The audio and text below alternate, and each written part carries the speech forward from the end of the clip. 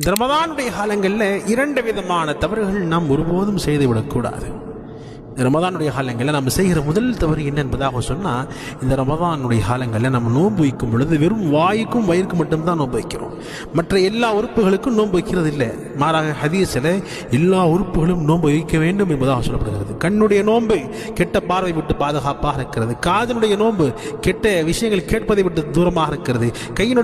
கையினுடைய நோன்பு, காலினுடைய நோன்பு எல்லாமே கெட்ட செயல்கள், ஹராமான விஷயங்கள் செய்யாமல் இருப்பது. இது அனைத்துமே எல்லா உறுப்புகளும் சேர்ந்து செய்வதுதான் நோன்பாக இருக்கிறது. வெறும் வாயால் எதுவும் சாப்பிடாம வயிறு பசியாக இருந்தால் மட்டும் நோன்பு கூடாது. உறுப்புகள் எல்லாமே நோன்பு வைக்க வேண்டும். எல்லா விதமான ஹராமான விஷயத்தை விட்டும் கெட்ட விஷயத்தை விட்டும் பாதுகாப்பு இருந்தால் தான் அந்த நோன்புக்கு உண்டான முழுமையான. இரண்டாவதாக, இந்த ரமதானில் நம்ம செய்யக்கூடாத ஒரு தவறு, அதிகமாக தூங்கக்கூடாது. நோன்பு வைத்துக்கொண்டு அதிகமாக இபாதத் செய்யணும், குர்ஆன் ஓதணும், ஸலவாத்துகள் ஓதணும், திக்ர் செய்ய வேண்டும். மாறாக அதிகமாக தூங்கிவிடக்கூடாது.